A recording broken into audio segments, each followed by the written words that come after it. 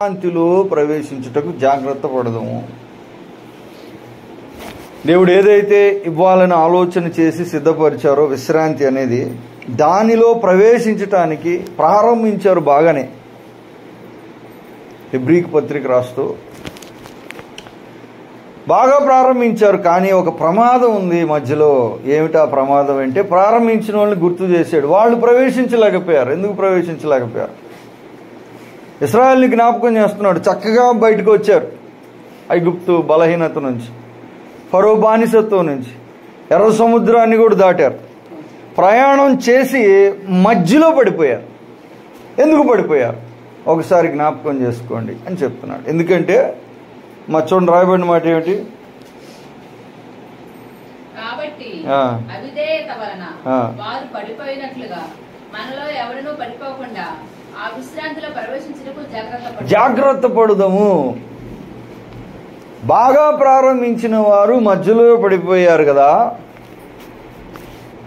అలాంటి ప్రమాదం మనకు కూడా ఉందని చెప్తున్నాడు సంఘానికి. ఏ కారణం చేత వారు పడిపోయారు? ఇశ్రాయేలీయులను గుర్తు చేస్తున్నాడు, పితరులని. వారు అవిధేయత చేత పడిపోయారు. వారు మాట వినలేదు, లోబడలేదు. అయితే ఆలస్యంగానే చేస్తారు, లేక వ్యతిరేకంగానే చేస్తారు, లేక సగమన్నా చేస్తారు, లేక అవిశ్వాసంతో అన్న చేస్తారు. మొత్తం మీద వాళ్లకు మేలు కలగలేదు. తీసుకున్న ప్రారంభాన్ని వాళ్ళు మేలుగా మార్చుకోలేకపోయారు. బాగా ఓపెన్ చేశారు కానీ మధ్యలో.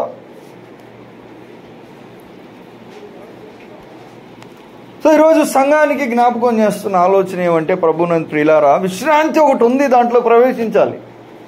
దానికోసమే ప్రారంభించాం, అదే లక్ష్యంగా పెట్టుకోవాలి. ఇశ్రాయేలుకు విశ్రాంతి ఏమంటే పాలు తేనెలు ప్రవహించే దేశం, కానీ వాళ్ళు వెళ్ళలేదు. మనకు విశ్రాంతి ఏమంటే దేవుని యొక్క మహిమ. దాంట్లోనికి వెళ్ళాలి అంటే ఏం చేయాలి? జాగ్రత్త పడాలి.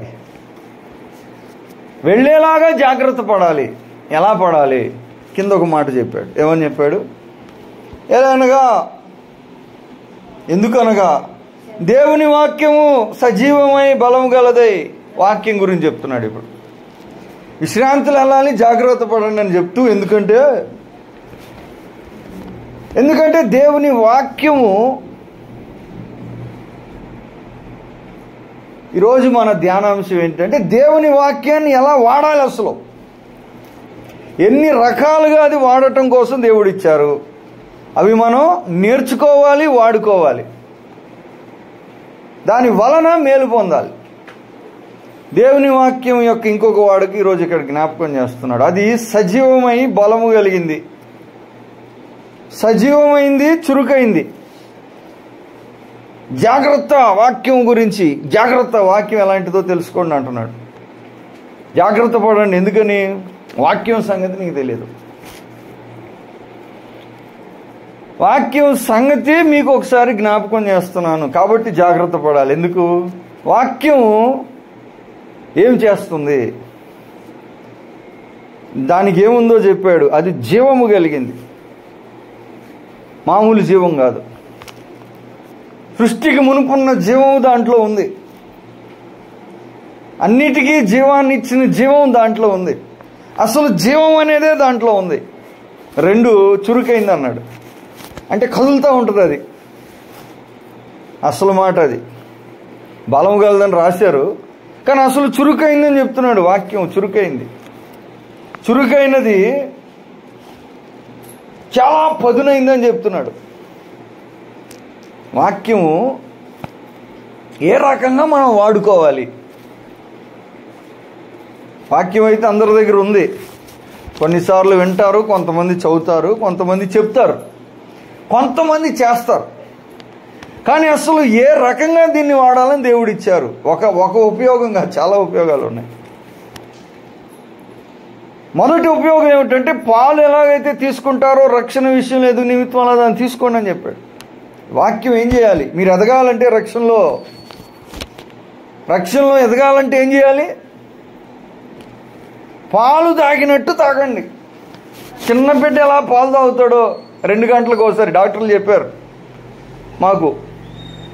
వాళ్ళు తాగినా తాగకపోయినా మీరు లేపే వాళ్ళకి 2 గంటలకు, లేకపోతే గొంతు ఎండిపోద్ది అన్నారు. ఎండాకాలం గొంతు ఎండిపోద్ది అంట. 3 గంటలకు ఒకసారి ఇవ్వకపోతే వాళ్ళు ఏం చేస్తారు?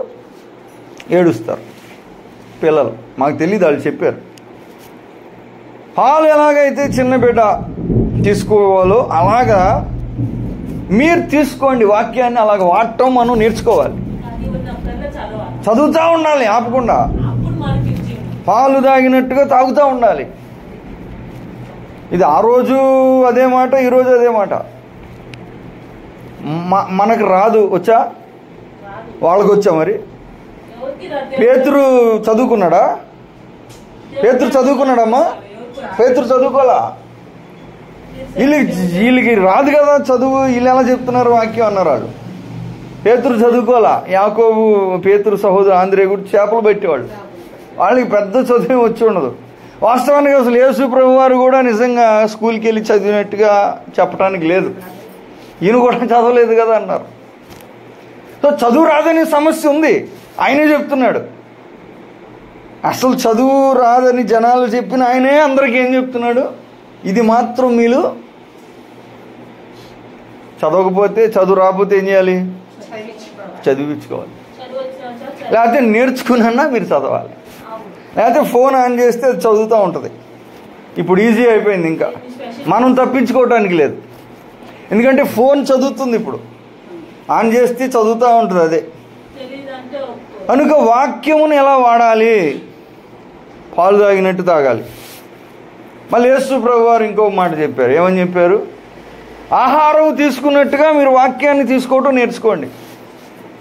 ఆహారం ఎలా తీసుకుంటారో అలా ఆహారం, ఆత్మకి ఆహారం లాగా ఇలా నేర్చుకోవాలి మనం వాక్యాన్ని తీసుకోవటం.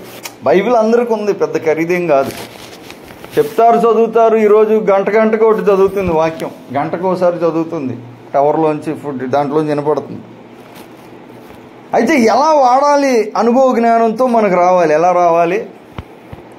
ఆహారం ఎలాగైతే మనం తీసుకుంటామో బలం కోసం, పనిచేసాక బలం కోసం ఆహారం తీసుకుంటాం, ఆరోగ్యం కోసం ఆహారం తీసుకుంటాం.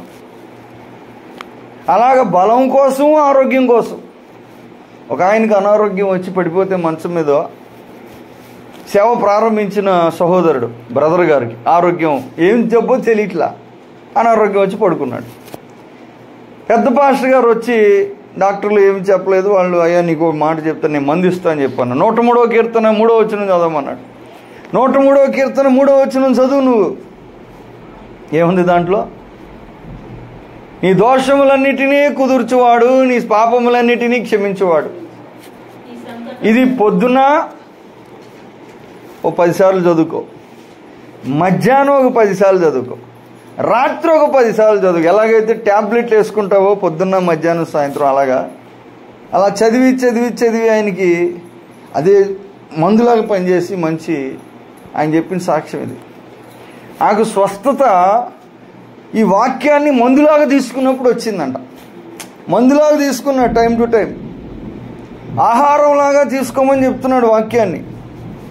అంటే దేనికోసం? ఆత్మకి ఆహారం బయట లేదు, లోకం ఎక్కడా లేదు. డబ్బులు పెట్టి కొనలేము ఆత్మకి ఆహారాన్ని, గుర్తుపెట్టుకోండి. ఏ నరుడు కూడా దాన్ని ఎవరికి ఇవ్వలేడు. విన్నమ్మా, ఎవరు కూడా ఆత్మకు ఆహారాన్ని ఇవ్వలేరు, దేవుని వాక్యం తప్ప. సో ఆహారంలాగా తీసుకోవటం మనకు రావాలి. లేకపోతే ఏమవుతాం? తినకపోతే బలహీనపడతాం. పని చేసి తినలేదనుకోండి ఏమైపోతాం? బలహీనపడతాం. ప్రార్థన చేసి వాక్యం తీసుకోలేదనుకోండి ఆహారంలాగా ఎప్పుడు ఏమైపోతాం? బలహీనపడిపోతాం. ఇది దేవుడే చెప్తున్నాడు. ఆహారంలాగా వాక్యం ఎన్ని రకాలుగా వాడుకోవాలి. ఇది అనుభవ జ్ఞానంతో మనకు రావాలి. పోరాటంలో దీనిని ఖడ్గంలాగా వాడమని చెప్పాడు. ఇంకొక వాడుక ఏంటి? ఆత్మ ఖడ్గం ఏంటి? వాక్యమే. ఆత్మ ఖడ్గం వాక్యం. అంటే సాతాను ఒక ఆలోచన చెప్పినప్పుడు లేకపోతే కొట్టలేవు, లేకపోతే పడిపోతాం. శోధించబడినప్పుడు దానిని ఎదుర్కొనే వాక్యం మనలో లేకపోతే పడిపోతాం. ఎదుర్కొనే వాక్యం ఉంది, మన చేతుల్లో ఉండాలి. మన చేతుల్లో ఉండాలంటే దాన్ని మన పరిశుద్ధాత్మని చేతిలో పెట్టాలి. అప్పుడు మనం విజయం సాధించగలం.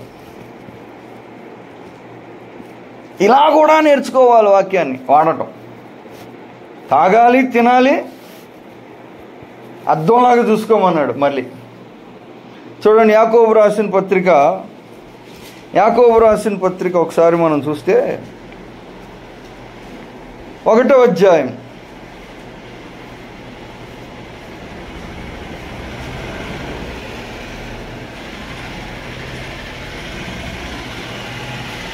23-24 వచనాలు. దాని ప్రకారం ప్రవర్తింపని వాడైతే వాడు అద్దములో తన సహజ ముఖమును చూచుకొని మనుషుని పోలి ఉన్నాడు. వాడు తను చూచుకొని అవతలికి పోయి తానెట్టివాడో వెంటనే మరిచిపోవును కదా. అయితే స్వాతంత్రం నుంచి సంపూర్ణమైన సో క్లియర్గా ఎలా చెప్తున్నాడు వాక్యం. అద్దం ఎలాగైతే మనం చూసుకుంటామో, ఎందుకు చూసుకుంటాం అద్దాన్ని? కరెక్ట్గా ఉండాల్సినట్టు అన్నీ ఉన్నాయా లేదా, తల బాగుందా, ఏమన్నా మరకలు ఉన్నాయా, అన్నీ సరిగ్గా ఉన్నాయా లేదా, పైనుంచి కిందకి మనం చూసుకోవటం కోసం అద్దం చూసుకుంటాం. అలాగా ఒక వ్యక్తి తన జీవితాన్ని, తన ఆత్మను చూసుకోవాలంటే ఏం చూడాలి? వాక్యమే చూడమని చెప్తున్నాడు. అలా వాక్యాన్ని మనం వాడటం నేర్చుకోవాలి.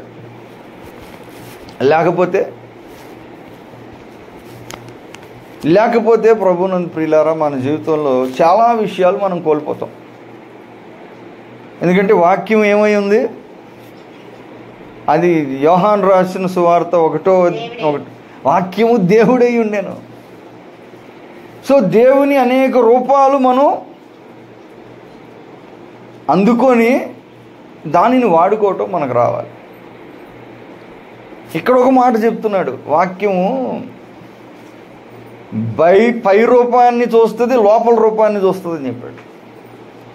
ప్రాణం, ఆత్మ, కీళ్ళు, మూలుగు వాక్యం ఏం చేస్తుందంటే లోపలికి వెళ్తుందంట, దూరుతూ ఉంటుంది, కదులుతూ ఉంటుంది. అది కదలకుండా ఉండదు, అది లోపల ప్రవేశిస్తుంది. ప్రాణం, ఆత్మ సపరేట్ చేస్తుందంట. ప్రాణంలోకి వెళ్తుంది, ఆత్మలోకి కూడా వెళ్తుంది, కీళ్ళు, మూలుగు శరీరంలోకి కూడా వెళ్తుంది. శరీరంలోకి, ప్రాణంలోకి, ఆత్మలోకి వెళ్ళగలిగిన పదునైన అంతరంగాన్ని వెళ్ళి ఏం చేస్తుంది? విశ్రాంతిలో ప్రవేశించాలి అంటే వాక్యం యొక్క సర్టిఫికెట్ నీకు రావాలని చెప్తున్నాడు. వాక్యం యొక్క తీర్పులో నీవు నిలబడితేనే. ఎందుకంటే వాక్యము పాత నిబంధనలో ఏముందంటే యెహోవా హృదయమును పరిశీలించేవాడు అంటాడు సమూయేలుతోటి. ఏలియాబుని చూసినప్పుడు హృదయాన్ని నేను పరిశీలిస్తాను, ఇక్కడికి వచ్చాడు వాక్యం పరిశీలిస్తుందని చెప్తున్నాడు. ఇక్కడ ఎవరు పరిశీలిస్తున్నారు? వాక్యం పరిశీలిస్తుందంట. హృదయం యొక్క తలంపులు, ఆలోచనలు చూడండి ఏముంది? హృదయం యొక్క తలంపులు, ఆలోచనలు శోధించుచున్నది. అసలు ఏముంది? దైవజనుడు ఒక ఆయన ప్రార్థన చేస్తాడు, ప్రార్థనకి జవాబు రాదు. ప్రార్థనకు జవాబు రాకపోతే అప్పుడు ఆయన పరిశీలన స్టార్ట్ చేస్తాడు. ఏమి పరిశీలన స్టార్ట్ చేస్తాడంటే, ఏ ఉద్దేశంతో నేను ఈ ప్రార్థన చేశాను, ఎందుకు రాలేదు జవాబు?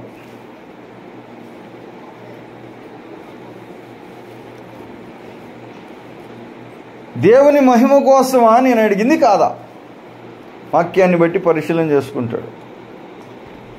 మనస్సాక్షి, దేవుని వాక్యం అంతరంగంలోకి పరిశీలన చేస్తూ చూసుకుంటాడు. నా మోటివ్ ఏంటి, అసలు ఉద్దేశం ఏంటి, తలంపు ఏంటి, ఆలోచన ఏంటి, అన్నిటినీ పరిశీలిస్తుందంట వాక్యం. అలా వాడుక మనకు రావాలి.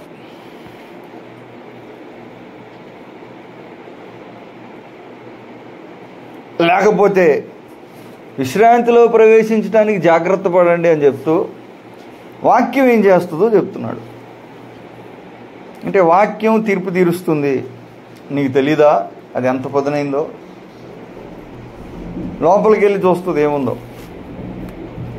తలంపు ఏంటి, హృదయం ఏంటి, ఆలోచన ఏంటి, దానికి మూలం ఏమిటి, ఎవరి మహిమ, ఎవరి సంతోషం, ఎవరి ఘనత, దేనికోసం ఇది చేయబడుతుంది.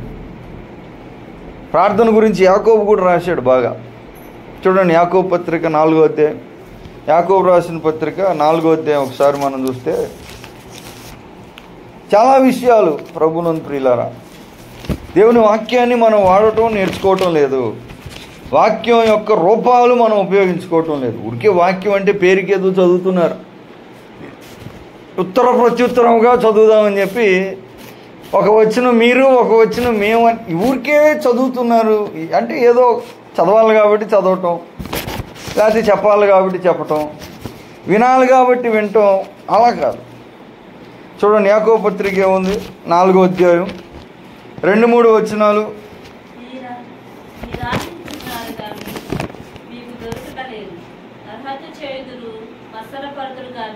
సంపాదించుకోలేరు, పోట్లాడుదురు గాని పోట్లాడుదురు, యుద్ధము చేయుదురు గాని దేవుని అడుగనందున మీకేమీ దొరకదు. మీరు అడిగినను మీ భోగముల నిమిత్తము వినియోగించుటకై దురుద్దేశంతో అడుగుదురు కనుక మీకేమీ దొరుకుటలేదు. ఇప్పుడు ఈ పరీక్ష చేసేది ఎవరు? మీరు అడిగినాను 2 ప్రాబ్లమ్స్ చెప్పాడు. ఒకటి అడగట్లేదు, ఒకటి సరిగా అడగట్లేదు. ఒక ఆయన ఒకటి ప్రారంభించాలని ప్రార్థన చేస్తాడు. ప్రార్థన చేసినప్పుడు దేవుని చిత్తమా కాదా నాకు తెలియజేయ ప్రభు అని ప్రార్థన చేస్తాడు 2 వారాలు. అదొక్కటే అడుగుతాడు. ఆయన ఉద్దేశం ఏంటి? దేవుని చిత్తం అయితే దేవుడు అన్నీ చేయగలడు, అన్నీ చేస్తాడని ఆయన ఉద్దేశం. 2 వారాలు ప్రార్థన చేసిన తర్వాత దేవుడి చిత్తం ఓకే అని తెలిసిపోద్ది, దేవుని చిత్తం. కానీ ఏం జరగదు. ఎందుకు జరగలేదు ఈయనకు అర్థం కాదు. అంటే ప్రార్థన ప్రారంభంలో, ఆయన సేవ ప్రారంభంలో కొంతకాలం గడిచిన తర్వాత ఆ మధ్యలో కొత్తగా ప్రారంభించేటప్పుడు జరిగిన సంఘటన ఇది. దేవుని చిత్తం కనిపెట్టాడు, ఏం కదలట్లా. ఎందుకు కదలలేదు ఆయనకు అర్థం కాదు. అప్పుడు వాక్యం చదువుతూ ఉంటే నీ నోరు బాగా తెరువు, నేను దాన్ని నింపుతాను అన్న మాట ఆయన పట్టుకుంటుంది. నీ నోరు తెరువు, నేను నింపుతాను అని. అప్పుడు ఆయనకు అర్థమవుతుంది, ఓహో దేవుని చిత్తం అడిగాను, కానీ దేవుని చిత్తం కనిపెట్టిన తర్వాత అసలు అవసరమైనవి నేను అడగలేదు. చిత్తమా కాదా, చిత్తమా కాదా, చిత్తమా కాదా అడిగాడు. దేవుని చిత్తం అని తెలిసిపోయింది. ఇప్పుడు చిత్తం అని తెలిసిన తర్వాత ఏం చేయాలి? సమస్తమును బట్టి మీరు ప్రార్థన చేయమని వాక్యం చెప్తుంది. అడగాలి, ప్రభువా ఈ చిత్తం కనుక నాకు ఇది కావాలి, మీ చిత్తం చేయాలంటే, మీ చిత్తం చేయాలంటే ఇది కావాలి. అప్పుడు ఆయన అడగటం నేర్చుకుంటాడు. అంటే వాక్యం ఆయనకు నేర్పిస్తుంది బోధకునిగా. ఒకటి, అడక్క సరిగా రావట్లేదు. 2, అడిగినా ఉద్దేశం బాగలేదు. ఇప్పుడు ఉద్దేశం బాగుందో లేదో ఎవరు పరీక్ష చేయాలి? ఇది ప్రశ్న. ఎవరు పరీక్ష చేస్తారు మనల్ని? దేవుడు చేయాలి. పాత నిబంధనలో చెప్తున్నాడు. ఇక్కడికి వచ్చేటప్పటికి ఏమంటున్నాడు పత్రికల్లో? వాక్యం మిమ్మల్ని పరిశీలిస్తుంది లోపలికి వెళ్ళి అంటున్నాడు. లోపలికి వెళ్ళి ఉద్దేశం, అసలు ఏ ఉద్దేశంతో మనం ఆ పరీక్ష నిలబడినప్పుడు, ఆ పరీక్ష మనం అలవరుచుకున్నప్పుడు, ముందే మనం చేసుకుంటే దేవుని వాక్యాన్ని ఇలా వాడటం మనకు రావాలి. ఇంకొక ఆయన దీపం, నా కాళ్ళకు దీపం అన్నాడు, నా త్రోవకు వెలుగు, నా పాదములకు అది దీపము. అంటే నెక్స్ట్ అడుగు ఎక్కడ వేయాలి అనేది దేవుని వాక్యాన్ని బట్టి. సో అనేక రకాలైన రీతిగా దేవుని వాక్యాన్ని వాడటం దేవుని ప్రజలు నేర్చుకోవాలి. ఎవరైతే నేర్చుకుంటారో వారు విజయం సాధిస్తారు. లేకపోతే యేసుక్రీస్తు వారు అందుకే బాగా బైబిల్ చదివాడని ఉంది. పుట్టింది సేవ మధ్యలో ఒకే ఒక సంఘటన ఇంతకుముందు కూడా గుర్తు చేసుకున్నాను కదా. 12 సంవత్సరాలు అప్పుడు పోయి ఆయన ఏం చేశారంట, ధర్మశాస్త్రోపదేశకుల మధ్య కూర్చుని ప్రశ్న అడుగుతూ ఉంటాడు, జవాబులు కూడా చెప్తా ఉంటాడు. ఫుల్గా వెనక్కి ముందుకి స్టడీ చేస్తున్నాడు బాగా వాక్యాన్ని. అంటే దేవుని వాక్యం బాగా ఆయనే వాక్యం కదా. ఆయనే వాక్యం అయితే మళ్ళీ ఆయనకేం పని? ఆయనకు కూడా పని ఉంది. ఎందుకంటే శరీరంతో ఉన్నాడు కనుక, శరీరంతో ఉన్నారు కనుక. ఈరోజు పెద్ద ప్రాబ్లం ఏంటి? సాతాను తెలివితేటలు ఎక్కడ చూపెడుతున్నాడు? ఇక్కడ చూపెడుతున్నాడు అండి అంతా. వీళ్ళు చేతిలో ఆయుధం పెట్టడం ఎందుకు? ఆయుధంతో నా తలకాయ పగలు కొట్టించుకోవటం ఎందుకు? అసలు వాక్యమే పెట్టనీయకుండా ఉంటే అయిపోద్దాను. పెట్టనీయకుంటే ఏమైపోద్ది? అసలు నాకు బాధ ఉండదు కదా. అంతేగా. ఒకవేళ పెట్టినా ఎత్తుకెళ్ళిపోతాడంట, కాసుకొని ఉంటాడు. చెప్పాడు దొంగ, వాక్యపు దొంగ ఎత్తుకెళ్ళిపోతాడంట. పక్షి వచ్చినట్టు వచ్చి దానికి వెళ్ళిపోతాడు.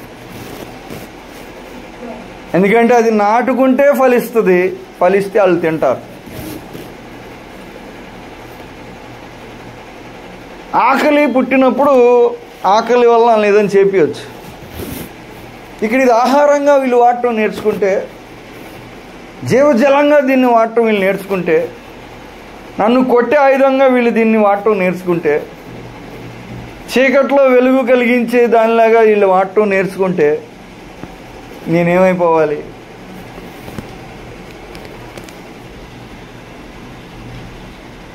ఇక్కడ దేవుని వాక్యం యొక్క ప్రత్యేకత మనం గ్రహించాలి. ప్రభునందు ప్రియులారా, వాక్యాన్ని బట్టి మనలను మనం పరీక్ష చేసుకోవటం, పరిశీలన చేసుకోవటం ప్రతిరోజు. ఇది ఎందుకు చేస్తున్నాను, ఇది ఎందుకు చేయట్లేదు, ఇది ఎలాగ ఎందుకు చేస్తున్నాను, ఇది ఎలా ఎందుకు చేయాలి, అన్నిటినీ పరిశీలిస్తుంది. పరిశుద్ధాత్ముడు పరిశీలిస్తాడు, వాక్యం కూడా పరిశీలిస్తుంది. కనుక వాక్యం రాతరూపకంగా మన చేతిలో దేవుడు అనుగ్రహించాడు కనుక దీనిని ఎన్ని రకాలుగా మనం వాడటం నేర్చుకుంటే అంత మేలు మనం పొందుతాం. వాడటం నేర్చుకోకపోతే, ఈరోజు ప్రభునందు ప్రియులారా, యేసుక్రీస్తు వారు చెప్పారు, విత్తనంగా కూడా అది మీరు వాడటం నేర్చుకోవాలి. విత్తనాల గురించి మీకు బాగా తెలుసు, కానీ వాక్యాన్ని విత్తనంగా వాడటం అనేది తెలుసా? ఈరోజు ప్రశ్న. వాక్యం విత్తనంగా వాడాలి అంటే దానిని నాటి, దానికి నీరు పోసి, దాన్ని ఎరువేసి, దాని చుట్టూ పాదుగట్టి, దానిని ఎదగనిచ్చి అప్పుడు అది కాయలు కాస్తే దాన్ని తీసుకోవటం మనకు వచ్చా. ఎందుకంటే చాలా చోట్ల చెప్పాడు వాక్యం విత్తనం వంటిదని. మనమైతే వింటున్నాం కానీ చదువుతున్నాం. వాక్యం మొత్తం పరీక్షలు కూడా రాస్తారు. మేము రాసేసాం బైబిల్ కాలేజీలో పరీక్షలన్నీ పెట్టినని రాసాం, కంటత పెట్టి రాసాం. వాళ్ళు ఇది ఏది పెడితే అది ఏం చేయమంటే అది రాసాం. కానీ వాడటం మాకు సరిగా రాదు. వాళ్ళకు కూడా వచ్చలేదో మాకు తెలియదు, ఎందుకంటే వాళ్ళు నేర్పలేదు. వస్తే నేర్పేవాళ్ళేమో మరి రాలేదో, లేకపోతే సాతాను ప్రేరణ తెలియదు, లేకపోతే వాళ్ళు నేర్పినా మేము నేర్చుకోలేదో మాకు తెలియదు. మొత్తం మీద వాక్యాన్ని సరిగా వాడటం అయితే రాదు, ఉంది కానీ వాడటం తెలియట్లా.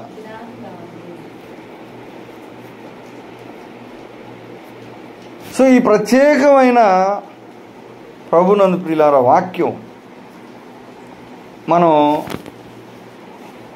బలమైన ఆహారంగా కూడా తింటూ నేర్చుకోవాలంటే, ఇంకో చోట చెప్పాడు ఇది బలమైన ఆహారం, మీకు అందరూ తినలేని ఆహారం కూడా దీంట్లో ఉందన్నాడు. వినుటకు మీరు మందులైనందున విశదపరచుట కష్టము. సో బలమైన ఆహారంగా కూడా దీన్ని మనం వాడటం నేర్చుకోవాలి. పాదాలకి దీపం అని, నిజమైన ఒక ఐశ్వర్యం అని కూడా దేవుని వాక్యం చెప్తుంది.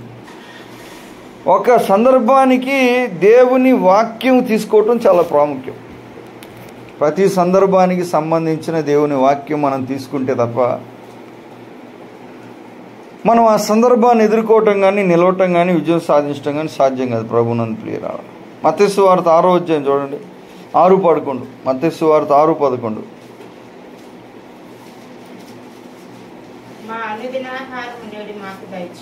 ప్రార్థన కూడా నేర్పించాడు. ఏమని నేర్పించాడు?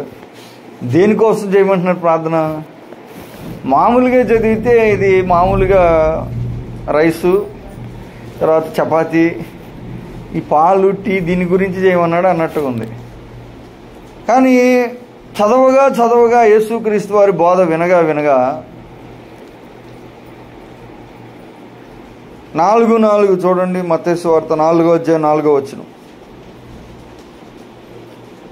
అందుకు ఆయన మనుషుడి రెట్ట వలన మాత్రం కాదు కానీ దేవుని నోట నుండి వచ్చే ప్రతి మాట వలన జీవించాలి. సో జీవం కూడా దాంట్లోనే ఉంది. దాంట్లో నుంచి జీవం తీసుకోవటం కూడా మనకు రావాలి. కరెంట్ ఉంది నీళ్ళల్లో, కానీ తీయటం రాలా. కొన్ని వందల సంవత్సరాలు నీళ్ళల్లోంచి కరెంట్ తీయటం రాలా. కాబట్టి చీకట్లో ఉండిపోయారు, చెమటలతో ఉండిపోయారు. ఇంజిన్ లేదు, మోటార్ లేదు, ఫ్యాన్ లేదు. ఎందుకు లేదు? అది వాడుకోవటం తెలియలా. అది తెలిసేదాకా దానివల్ల పొందాల్సిన మేలు ఏమీ పొందలేదు. ఇది ఎప్పటి నుంచో ఉంది. నీరు ఎప్పుడుంది?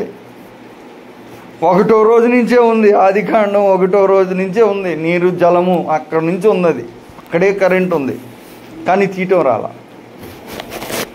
తీయటం ఎప్పుడైతే వచ్చిందో అప్పుడు వాడటం నేర్చుకోవటం స్టార్ట్ చేశారు. ఓహో, దీన్ని ఎలా తీయాలి, అలా వాడుకోవాలి. కొత్త రూపాయలు తయారు చేస్తున్నారు ఇప్పుడు దీన్ని వాడటానికి. సో వాడటం మనకు కూడా వాక్యం అప్పటి నుంచి ఉంది, కానీ వాడటం మనం నేర్చుకోవాలి. ఎన్ని రకాలుగా దీన్ని వాడుకోవచ్చు. మందులుగా వేసుకుంటున్నారు కొంతమంది, దీపంగా పెట్టుకుంటున్నారు కొంతమంది, ఆయుధంగా ధరించుకుంటున్నారు, ఆహారంగా తీసుకుంటున్నారు. కొంతమంది దాన్ని ఇది ఏదో బరువు అన్నట్టుగా పక్కన పెట్టేస్తున్నారు. ఏం చేస్తున్నారమ్మా? ఎలా పెట్టుకుంటున్నారు? దేవుని వాక్యాన్ని ఈరోజు చూడండి, యేసు ప్రభు వారు ఏమని చెప్పారు. అందుకనే మనం ఎలా ఎదగాలి? ప్రశ్న ఏంటి ఇప్పుడు? దీన్ని రకరకాలుగా వాడుకోవటం నేర్చుకోవాలంటే ఎలాగా? అపోస్తుల కార్యములు 2వ అధ్యాయం 42వ వచనం. అపోస్తుల కార్యము 2:42.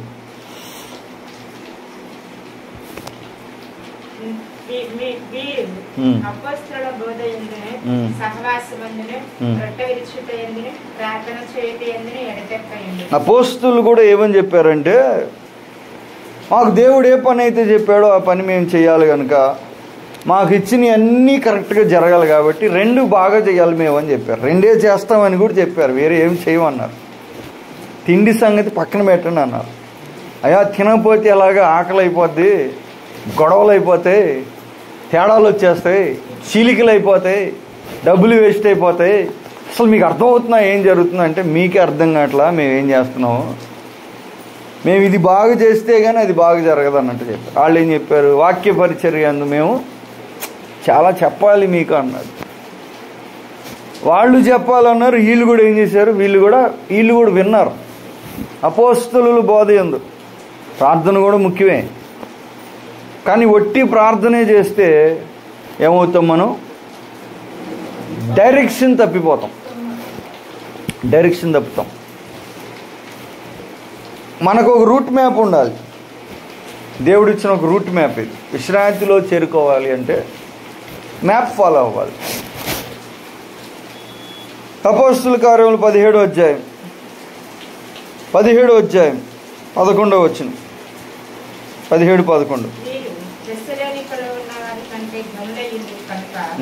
ఆసక్తితో వాక్యమును అంగీకరించి పౌలుని సీలయును చెప్పిన సంగతులు అలాగున్నవి లేవు అని ప్రతిదినమును లేఖనములు పరిశోధించి వచ్చి వీళ్ళు వాళ్ళకంటే గనులు అన్నాడు.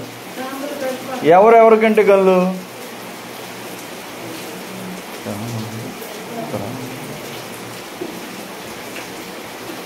వీళ్ళు వాళ్ళకంటే గనులు అంట. ఎవరెవరికంటే గనులు? చదవండి.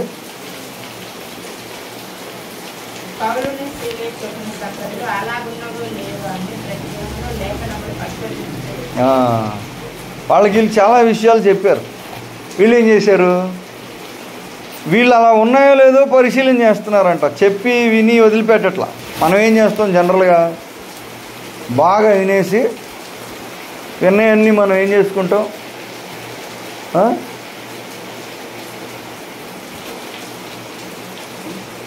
పరిశీలన చేస్తామో లేదో. ఒకసారి లేచినప్పుడు మట్టి అంటుకుంటే దులుపుకుంటాం. మొత్తం కూర్చున్న చోట మట్టి దులుపుకుంటే దులుపుకొని అక్కడే దులిపేసి వెళ్ళిపోతాం. అలాగా వాక్యం విన్న తర్వాత ఏం చేశారు వాళ్ళు? గనులు కనుక వాళ్ళు ఏం చేశారంటే అలా ఉందో లేదో వీళ్ళు పోయి మళ్ళీ పరీక్ష చేశారంట, స్టడీ చేశారంట. ఒక ఆయన అయితే రక్షణ పొందాడు. ఆయనను రక్షణలోకి నడిపించమని ఫిలిప్పును పరిగెత్తిచ్చాడు పరిశుద్ధాత్మ. నువ్వు పరిగెత్తాలి ఇప్పుడు అన్నాడు. రథం స్పీడ్కి వెళ్ళిపోతుంటే నువ్వు కూడా రన్నింగ్ చేసి వెళ్ళమన్నాడు ఫిలిప్పుని పరిశుద్ధాత్ముడు. ఎందుకు? పోయి రథంలో చూస్తే ఏముంది, ఒక ఆయన కూర్చుని యెషయా గ్రంథం చదువుతున్నాడు, కానీ ఆయనకు అర్థం కావట్లేదు. మరి అర్థం కాని ఎందుకు చదువుతున్నాడు? అర్థం కావట్లేదంట, కానీ చదువుతున్నాడంట. యెరూషలేముకి వచ్చి ఆరాధన చేసి బలులు అర్పణలు కానుకలు ఇచ్చి వెళ్ళిపోతున్నాడు. వెళ్ళే వరకు ఒకలాగా ఉంటుంది, వచ్చేటప్పుడు ఒకలాగా ఉంటుంది మైండ్. ఆరాధనకి వెళ్ళేటప్పుడు దాని మీద ఉంటుంది, ఆరాధన చేసి వెళ్ళిపోయేటప్పుడు ఎక్కడికి వెళ్తున్నావో దాని మీద ఉంటుంది, ఇంటి మీద, తర్వాత వెళ్ళే దాని మీద ఉంటుంది మైండ్. ఈయనకి దాని మీద, మళ్ళీ అక్కడికి వెళ్ళాడు, దీని మీద కూర్చున్నాడు కానీ తీసి చదువుతున్నాడు. అర్థం కావట్లేదంట. అర్థం కాకపోయినా ఎందుకు చదువుతున్నాడు? పరిశుద్ధాత్ముడు పరిగెత్తి ఇచ్చాడు, నువ్వు పరిగెత్తి వెళ్ళు ఇప్పుడు అన్నాడు. పరిగెత్తుకుంటూ వెళ్ళి రథంలోకి వెళ్ళి నువ్వు చదువుతున్నావు, నీకు అర్థమవుతున్నా అన్నాడు. ఆయన ఏమన్నాడు?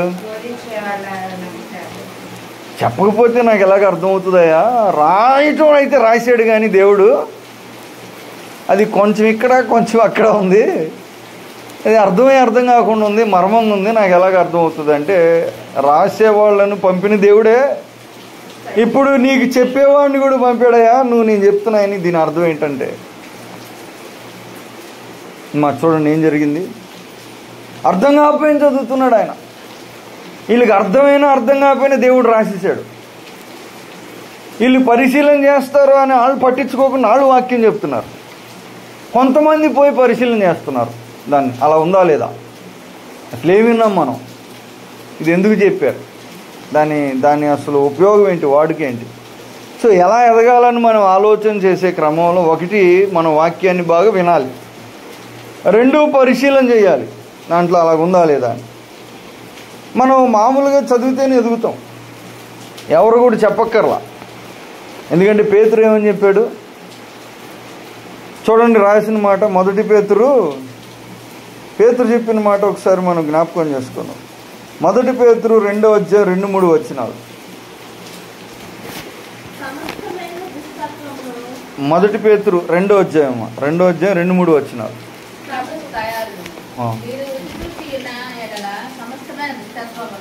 సమస్తమైన కపటమును, వేషధారణను, అసూయను, సమస్త దూషణ మాటలను మాని క్రొత్తగా జన్మించే శిశువులను పోలిన వారై నిర్మలమైన వాక్యమైన పాల వలన రక్షణ విషయంలో ఎదుగు నిమిత్తము ఆ పాలన ఆపేక్షించింది. సో క్లియర్గా అది చదివినా మనం ఎదుగుతాం, పూర్తిగా అర్థం కాకపోయినా కొంచెం అది ఏం చేస్తుంది, మనకి బలాన్ని కలిగిస్తుంది అన్నమాట. దాంట్లో అలాంటి ఎంతో కొంత అర్థం అవుతుంది, ఏదో ఒకటి అర్థం అవుతుంది. పూర్తిగా అర్థం కాకపోయినా ఒక వ్యక్తికి ఏ స్థాయిలో అర్థం అవ్వాలో ఆ స్థాయి వరకు అర్థం అవుతానే ఉంటుంది. సో చదవటం, వినటం, పరిశీలన చేయటం, ఆ తర్వాత అధ్యయనం చేయటం. 2వ తిమోతి 2వ అధ్యాయం 15 వచనం. 2వ తిమోతి 2వ అధ్యాయం 15 వచనం. దేవుని ఎదుట నేర్చుని కాను, సిగ్గుపడనక్కరలేని పనివాని కాను, సత్యవాక్యమును సరిగా ఉపదేశించువాని కాను, దేవునికి కనపరుచుకున్నప్పుడు జాగ్రత్త పడను. సో చాలమ్మ ఏమని చెప్తున్నాడంటే, దాన్ని బాగా అధ్యయనం చేసినప్పుడు మనం దేవుని దగ్గర బాగా మెప్పు పొందుతామని చెప్తున్నాడు. తిమోతికి పౌలు గారు ప్రేమించి చెప్పాడు ఈ మాట. తిమోతి, నేను చెప్పేది బాగా విన్నాయన అన్నాడు. నిన్ను నీవు దేవుని దగ్గర బాగా కనపరుచుకోవాలి అంటే దీని విషయంలో నువ్వు కరెక్ట్గా ఉండు అన్నాడు. యోగ్యునిగాను, సిగ్గుపడనక్కర్లేని పనివానిగాను కనపడాలంటే దీన్ని నువ్వు కరెక్ట్గా తెలుసుకోవటం, చేయటం, చెప్పటం. సో దేవుని వాక్యం అనేక రకాలుగా. ఇంకొక ఆయన అంటే మనం ఎలా ఎదగాలని అడుగుతున్నాం. యెహోషువ గ్రంథం 1వ అధ్యాయం 8వ వచనం చూడండి, పురాతనమైన ఒక మాట. యెహోషువ గ్రంథం 1వ అధ్యాయం 8వ వచనం. ధర్మశాస్త్రం గ్రంథమును నీకు బోధింపగా తప్పిపోకూడదు.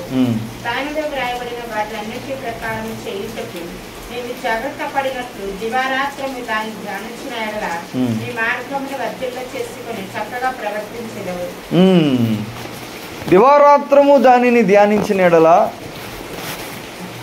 ఇప్పుడు ఎంత టైము చూడండి, అసలు ఏం చెప్పాడు. మనం ఎప్పుడో వారానికి ఒకసారి కుదిరితే టైము. కొంతమందికి అయితే అది కూడా మేము చర్చికి వెళ్ళి వినేవాళ్ళం కదా, వాక్యం బయట ఉండేవాళ్ళం. కానుకేసి వచ్చేవాళ్ళం. ప్రార్థన అప్పుడు పోయి ప్రార్థన ఏమన్నా చేసి చేపించుకునేవాళ్ళం. అది మేము చేసింది. దీవెన ఎక్కడి నుంచి వస్తుంది? దీవెన కానుకేస్తే వస్తుంది, మందిరంకి వెళ్ళి కాసేపు అక్కడ ఉంటే వస్తుంది ఆదివారం. తర్వాత ఆయన ప్రార్థన చేయమంటే ప్రార్థన, నూనె రాయటో నూనె ఏదో. కానీ అసలు ఇక్కడ ఏమని చెప్తున్నాడు? దివారాత్రము దాన్ని ధ్యానించాలంట, డే అండ్ నైట్. అంటే ఏ పని ఆ పని చేసుకుంటానే, నీ పనులు నువ్వు చేసుకుంటా ఉండు, కానీ వాక్యం తన పని తాను చేసేలాగా నువ్వేం చేయాలి? దాన్ని హృదయంలో చూడండి. ఇప్పుడు ఎలాగా దేవుడు చెప్తున్నాడు వాక్యాన్ని వాడమని. యెహోషువకు చెప్పాడు. యెహోషువ ఏం చేశాడో మనకు తెలుసు. సాధారణమైన పనులు చేయాల. సాధారణమైన పనులు చేయకుండా అతనికి ఆ శక్తిని ఇవ్వటానికి దేవుడు ఒక ఆలోచన చెప్పారు. ఈ విషయంలో నువ్వు ఇలాగుంటే నువ్వు బాగుంటావని చెప్పారు. దివారాత్రము దాన్ని నీవు ధ్యానించవలెను. దేవునికి స్తోత్రం. హల్లెలూయా. 119వ కీర్తన 11వ వచనం చూడండి. 119వ కీర్తన 11వ వచనం.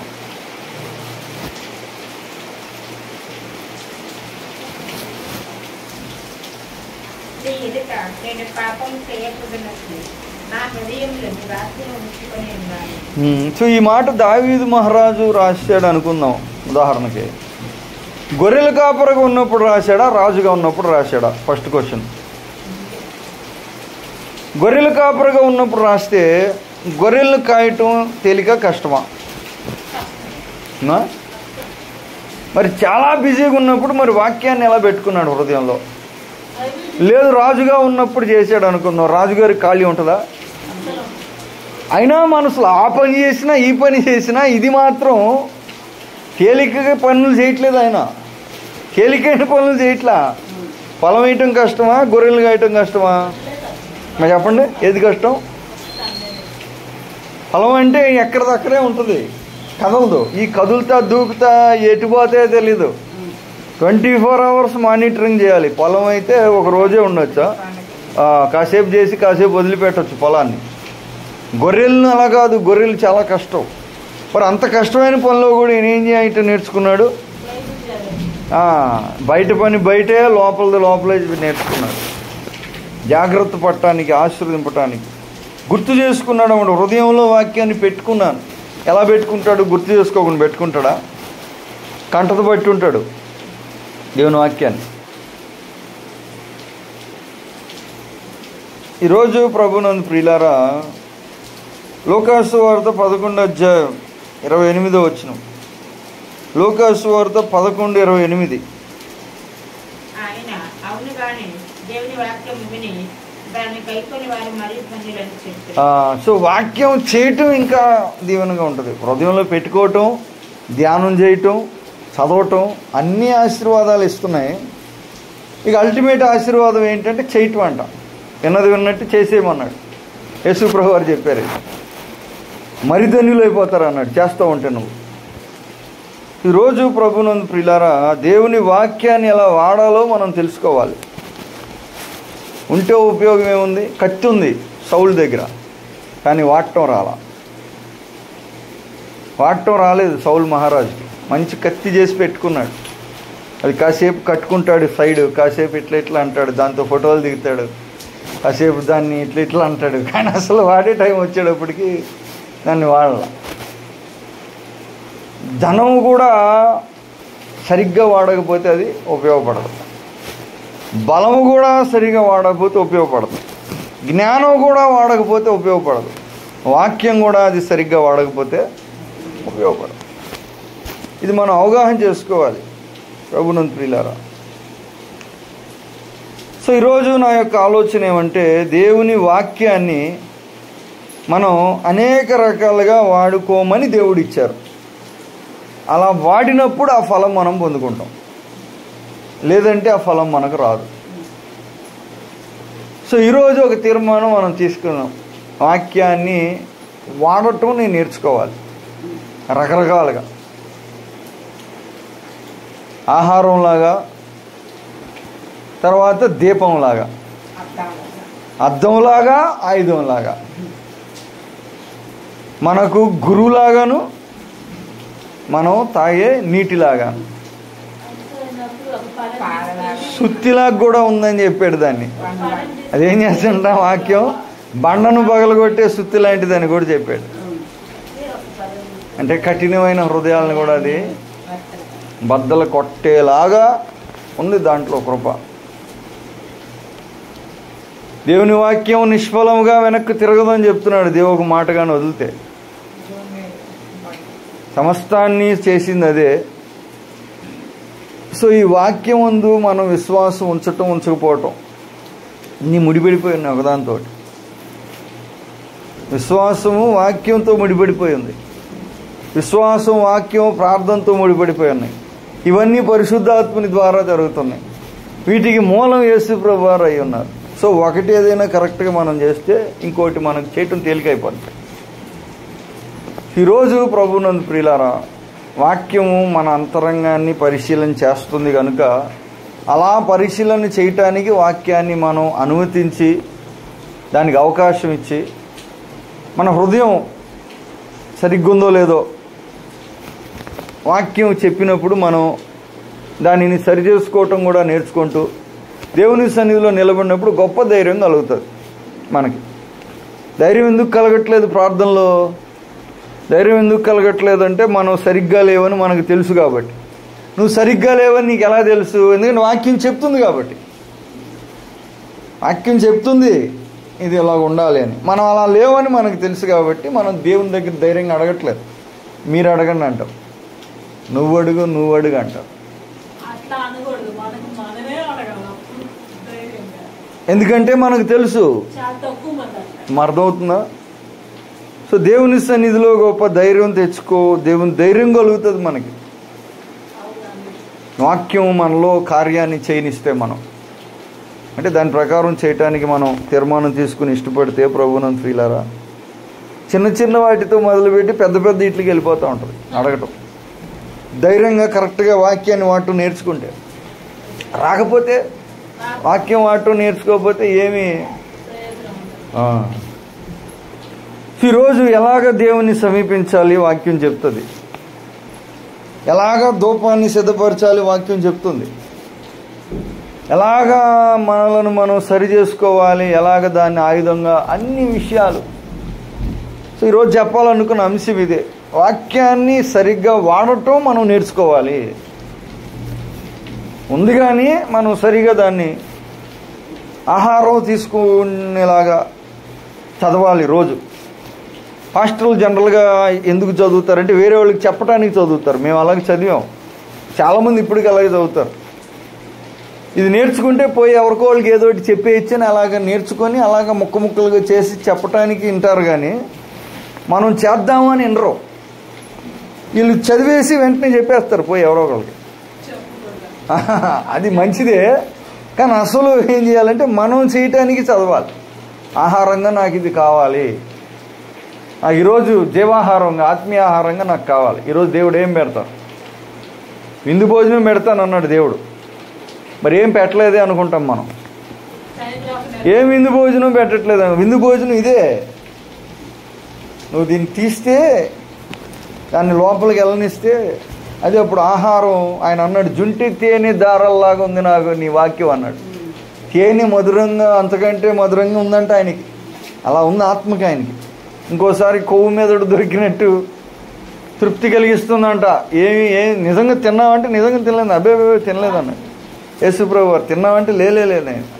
దాని గురించి కాదు నేను మాట్లాడేది. భోంచేద్దు కనరా అంటే నాకు వేరే పని ఉందిలే అన్నాడు. మీరు చేయండి భోజనాలు అన్న.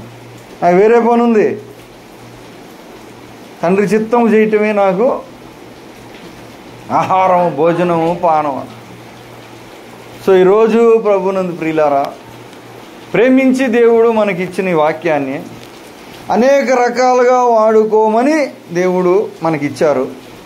దీనిని ఆ ప్రకారంగా వాడినప్పుడు దీనివల్ల గొప్ప మేలులు మనం పొందుకోగలం.